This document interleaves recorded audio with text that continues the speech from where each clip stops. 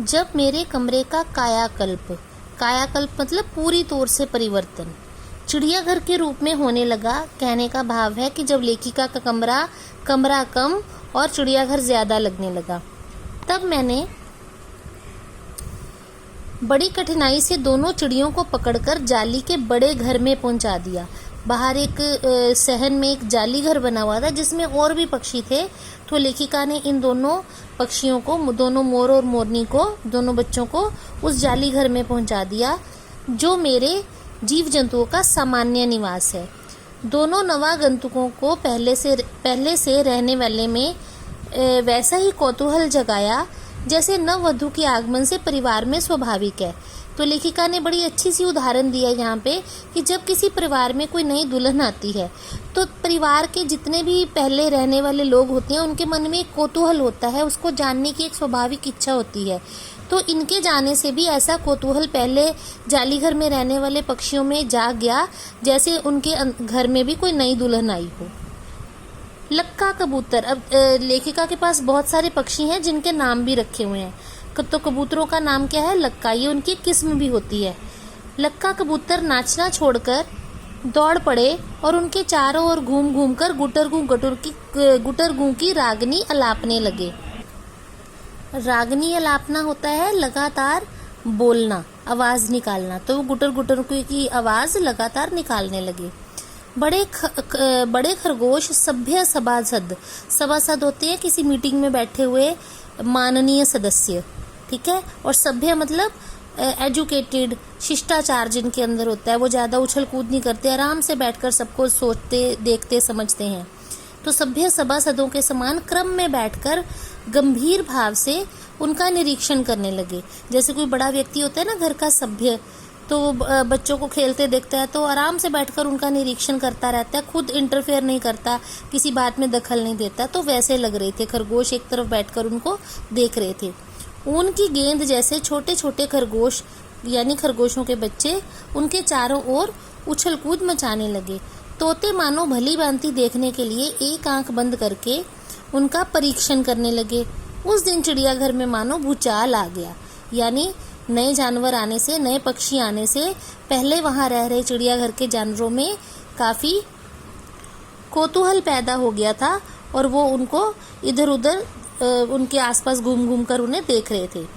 धीरे धीरे दोनों मोर के बच्चे बढ़ने लगे। उनका कायाकल्प मतलब पूरी तौर से परिवर्तन वैसा ही क्रमशः और रंगमय था जैसा इल्ली से तितली बनना।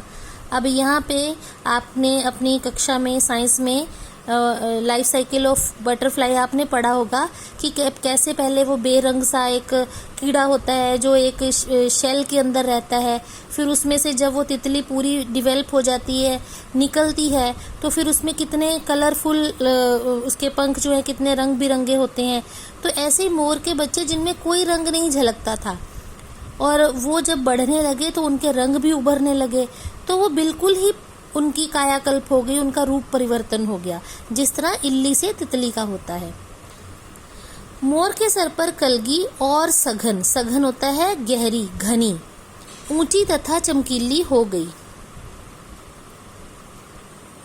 वह अधिक बंकिम और उसकी चोंच पहले से अधिक बंकिम और पैनी होगी। बंकिम का मतलब सुंदर, पैनी मतलब तीखी। गोल आंखों में इंद्रणी की नीलाभ द्युति होती है बिजली। इंद्रणी मतलब नीले रंग की जैसे चकाचौंध होती है, वैसे ही नीली बिजली जैसा रंग जो था झलकने लगी। लंबी नील हरित ग्रीवा बोलते हैं गर्दन को। नील और हरित यानी नीला और हरा मिला जुला रंग की हर भंगिमा होती है, अदा कह सकते हैं, मुद्रा कह सकते हैं। जैसे नृत्य के लिए मुद्राएं होती हैं अलग अलग, है ना, तो भंगिमाएं बोलते हैं उन्हें। में धूप चाही तरंगे उठने लगी, यानी जब वो अपनी गर्दन हिलाता था तो धूप जाओ जैसे रंग जो थे नीले और हरे उसकी ग्रीवा पर, उसकी गर्दन पर स्पष्ट उठते थे। अब इसको हम एक बार फिर से पढ़ते हैं। मोर के सर की कलगी सघन और ऊंची तथा चमकीली हो गई। चोंच अधिक बंकिम और पैनी हो गई। गोल आंखों में इंद्रणी की नीलाभ द्युति झलकने लगी लंबी नील हरित ग्रीवा की हर भंगिमा में धूप चाही तरंगे उठने लगी। दक्षिण वाम दोनों पंखों में सलेटी और सफेद आलेखन स्पष्ट होने लगे। दक्षिण वाम मतलब पंखों के नीचे की तरफ, उसमें जो पंख थे वो पहले शरीर के रंग के थे, लेकिन फिर बाद में उन्हें सलेटी और सफेद धारियां सी उसमें स्पष्ट होने लगी, दिखाई देने लगी। पूंछ लंबी हुई और उसके पंखों पर चंद्रिकाओं के इंद्रधनुषी रंग उद्दीप्त होने लगे। उद्दीप्त होना यानी झलकना, दिखाई देने लगना। ठीक है, कैसे रंग? जैसे आपने मोर के पंखों को देखा होगा तो चांद के आकार के उनमें कलरफुल से रंग बिरंगे धब्बे होते हैं, तो वो रंग जो थे इंद्रधनुषी यानी 7 रंगों जैसा उसका पंखों के ऊपर रंग जो थे झलकने लगे, दिखाई देने लगे। रंग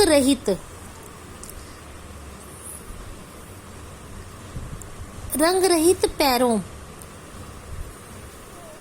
और उसके पैरों को गर्वीली गति से एक नई गरिमा से रंजित कर दिया। अब जो उसके जो पैर थे उसमें रंग तो नहीं थे, लेकिन उसकी चाल में एक नई लचक आ गई थी, नई गरिमा यानी अकड़ आ गई थी, यानी वो बड़ा गर्व से चलने लगा था।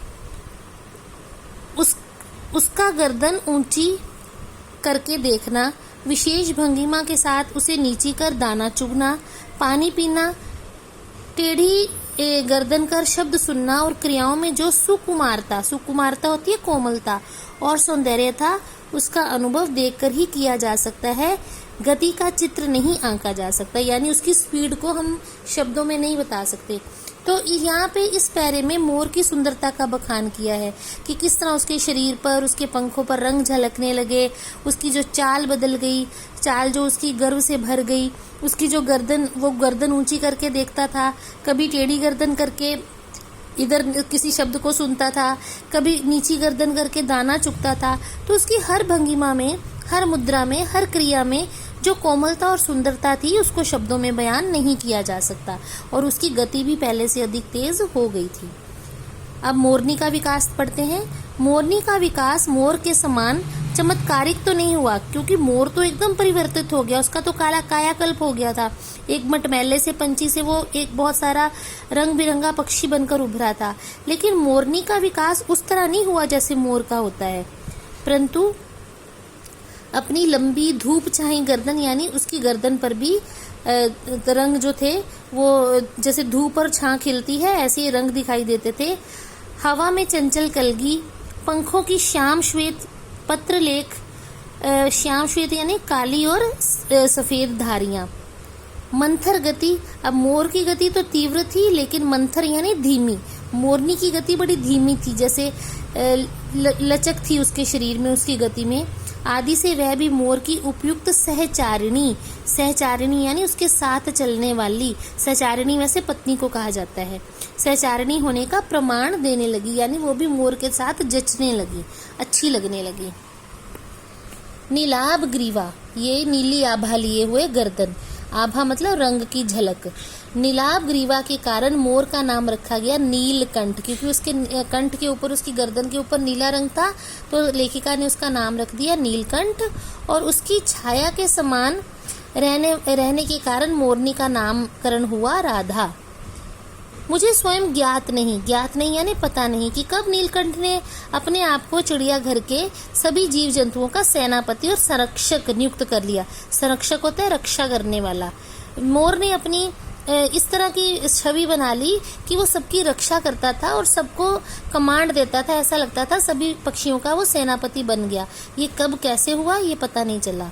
सवेरे ही वह सब खरगोश, कबूतर आदि की सेना एकत्र कर उस ओर ले जाता जहां दाना दिया जाता है, और घूम घूम कर मानो सबकी रखवाली करता रहता। किसी ने कुछ गड़बड़ की और वह अपने तीखे चंचू प्रहार से, चंचू बोलते हैं चोंच को, चोंच के प्रहार से उन्हें दंड देने दौड़ता। खरगोश के छोटे बच्चों को वह चोंच से उनके कान पकड़कर ऊपर उठा लेता, और जब तक वे आर्त क्रंदन मतलब जोर से चीखना, चिल्लाना, जब तक वे आर्त क्रंदन ना करते उन्हें अधर मतलब हवा के बीच में, जमीन से ऊपर अधर में लटकाए रखता और कभी कभी उसकी पैनी चोंच से खरगोश के बच्चों का कर्णभेद संस्कार हो जाता है। जब बच्चों के कान छिदवाए जाते हैं तो उस संस्कार का नाम होता है कर्णभेद। तो जब वो चोंच से बच्चों के कान पकड़ता था और बच्चे जब छटपटाते थे, चीखते थे, तो कई बार उनके कान में सुराख हो जाता था। ऐसा लगता था कि उनका कर्णभेदन संस्कार हो गया।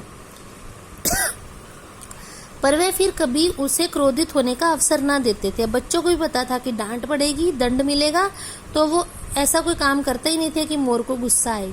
दंड विधान के समान उन जीव जंतुओं के प्रति उसका प्रेम भी असाधारण था। यानी अगर दंड देता था तो उनको प्यार भी बहुत करता था। प्रायः वह मिट्टी में पंख फैलाकर बैठ जाता। वे सब उसकी लंबी पूंछ और सघन मतलब घने पंखों में छुआ छुओल, जैसे लुक्का छिपी होती है, इसको छुआ छुओल बोलते हैं, सा खेलते रहते। ऐसी ही एक स्थिति में एक सांप जाली के भीतर पहुंच गया। अब एक घटना घटी। एक दिन जाली घर के अंदर एक सांप चला गया। सब जीव जंतु भागकर इधर उधर छिप गए। केवल एक शिशु खरगोश यानी खरगोश का बच्चा सांप की पकड़ में आ गया। निगलने के प्रयास यानी कोशिश। सांप ने उसका आधा पिछला शरीर तो मुंह में दबा रखा था। शेष आधा जो बाहर था उसमें से चींची का स्वर भी इतना तीव्र मतलब जोर से नहीं निकल रहा था कि किसी को स्पष्ट सुनाई दे सके। अब किसी को पता नहीं चला, क्योंकि सिर की तरफ से उसको निगला था तो उसकी आवाज भी बाकी पक्षियों तक नहीं पहुंची। नीलकंठ दूर ऊपर झूले में सो रहा था। उसके चौकन्ने कानों ने उसकी मंद मतलब धीमा, चौकन्ना यानी अलर्ट, चौकस, उसके चौकन्ने कानों ने उस मंद स्वर की व्यथा पहचान ली। व्यथा बोलते हैं दुख को, यानी खरगोश की तड़प, उसका रोना, उसका चिल्लाना मोर ने सुन लिया और वह पूछ पंख समेटकर सर से एक झपट्टे में नीचे आ गया। संभवतः अपनी सहज चेतना मतलब जान लेने की जो उसके अंदर चेतना थी, जान लेने का उसके अंदर जो जज्बा था, चेतना से ही उसने समझ लिया होगा कि सांप के फन पर चोंच मारने से खरगोश भी घायल हो सकता है। यहाँ चेतना का अर्थ आएगा समझदारी, यानी उसके अंदर सहज ही ये समझदारी थी, क्योंकि वो सांप को जब चोंच से घायल करता तो उसने ये भी उसको पता था कि अगर मैंने सांप के फन पर चोंच मारी तो वो चोंच जो है खरगोश के बच्चे को लग सकती है और वो घायल हो सकता है, क्योंकि चोंच काफी पैनी तीखी थी उसकी।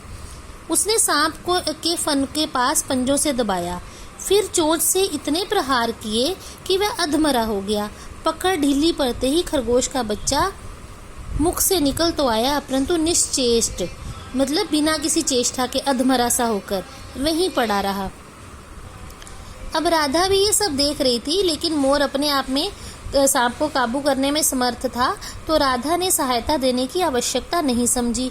लेकिन उसने एक काम किया, अपनी मंद केका बोलते हैं मोर के बोलने को, उसकी ध्वनि को केका बोलते हैं। जैसे घोड़े के बोलने को हिनहिनाना कहते हैं, शेर के बोलने को दहाड़ना कहते हैं, पक्षियों के बोलने को चहचहाना कहते हैं, तो मोर के बोलने की ध्वनि को केका ध्वनि कहा जाता है। तो मंद केका मतलब धीमी धीमी आवाज में किसी असामान्य घटना की सूचना सब और प्रसारित कर दी, यानी सभी पक्षियों को सचेत कर दिया कि यह घटना घटी है। माली पहुंचा, फिर हम सब पहुंचे। नीलकंठ जब सांप के 2 खंड कर चुका था, यानी सबके संभलने से पहले जब तक सबको पता लगता और हम सब पहुंचते, सांप के 2 टुकड़े हो चुके थे। नीलकंठ ने उसे 2 भागों में बांट दिया था। तब उस शिशु खरगोश के पास गया और रात भर उसे पंखों के नीचे उष्णता देता रहा, यानी वो निश्चेत हो गया था। उसके शरीर में जैसे कहते हैं कि उसका शरीर सर्द हो गया था डर के मारे, तो उष्णता देकर उसके शरीर को गर्मी देकर अपने पंखों के नीचे, जैसे माँ अपने बच्चे को गर्मी देती है छाती से लगाकर, वो रात भर अपने पंखों के नीचे उस बच्चे को लेकर बैठा रहा, उसके शरीर को गर्म करता रहा। कार्तिकेय ने अपने युद्ध वाहन के लिए मयूर को क्यों चुना होगा? मयूर बोलते हैं मोर को, और कार्तिकेय जो है गणेश के भाई हैं, जिनका वाहन मोर पक्षी बनाया गया है, ये आप जानते होंगे। तो कार्तिकेय ने युद्ध वाहन के लिए मयूर को क्यों चुना होगा? ये उस पक्षी का रूप और स्वभाव देखकर समझ में आ जाता है। मयूर कलाप्रिय पक्षी है, हिंसक मात्र नहीं, यानी कोमल पक्षी है। कलाप्रिय यानी कोमल भाव रखने वाला, हिंसक मतलब दूसरों पर आक्रमण करने वाला नहीं है। इसी से उसे बाज, चील आदि की श्रेणी में नहीं रखा जा सकता। जिनका जीवन ही क्रूर कर्म है। क्रूर कर्म मतलब दूसरों पर आक्रमण करना और उन्हें चीर फाड़ कर खा जाना। वो हिंसक पक्षी माने जाते हैं, बाज चील आदि, लेकिन मोर हिंसक पक्षी नहीं है। आज केवल इतना ही, बाकी का पाठ हम कल पढ़ेंगे। धन्यवाद।